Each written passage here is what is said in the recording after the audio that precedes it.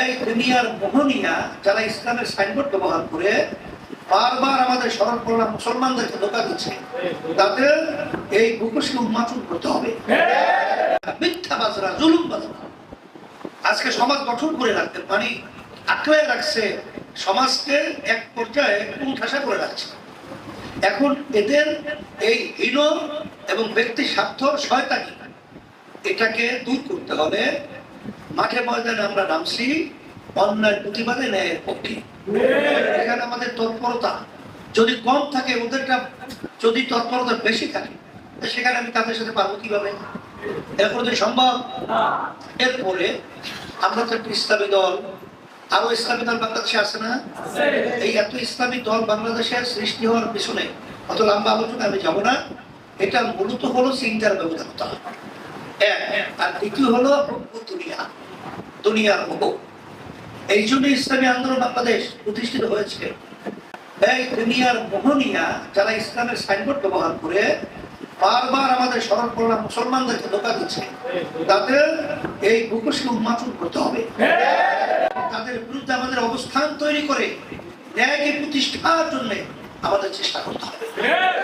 আলহামদুলিল্লাহ ইতিমধ্যেই বাংলাদেশের ভিতরে প্রমাণিত হয়ে গেছে এক পর্যায়ে যে ইসলামী আন্দোলন বাংলাদেশ এবং তার সহযোগী সংগঠনগুলো সমস্ত রাজনৈতিক দলগুলো সর্বশ্রেণীর পেশা মানুষদের কাছে বলো, সবাই কিন্তু এক কথায় কথা ঐক্যবদ্ধ স্বীকার করতে বাধ্য যে বাংলাদেশের ভিতরে স্বচ্ছ ধারা যদি কোনো রাজনীতি করে থাকে তার নাম হলো ইসলামী আন্দোলন বাংলাদেশ। সমস্ত সহযোগী সংগঠনগুলো, এটা তোমরা না জানো আমি জানি। কারণ এক বড় দলের নেতা আমাকে বলতেছিল যে হুজুর আপনি ডাক দিলেই সব ধরনের ঘরানা, সব রাজনৈতিক দলের নেতারা এসে পড়ে, আমরা ডাকলে তো আসে না। আসবে কেন? তাদের চেহারা তো বাংলাদেশের ভিতরে পরিষ্কার হয়ে গেছে। আর আমাদের ইসলামী আন্দোলন বাংলাদেশ 1987 সালে প্রতিষ্ঠিত হওয়ার পরেও স্বার্থের জন্য, দুই একটা এমপি মন্ত্রিত্বের জন্য, সম্পদের জন্য, সম্মানের জন্য আমরা কখনোই আল্লাহর রহমতে আমাদের নিজের আদর্শকে আমরা বিকাই নাই।